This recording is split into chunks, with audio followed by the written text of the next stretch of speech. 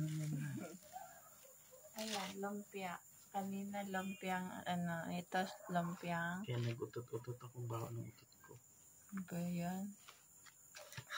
Magbablog ako eh. Ito bunga nga talaga nito. Malapit na birthday niya ni Papa. Kita Dodo.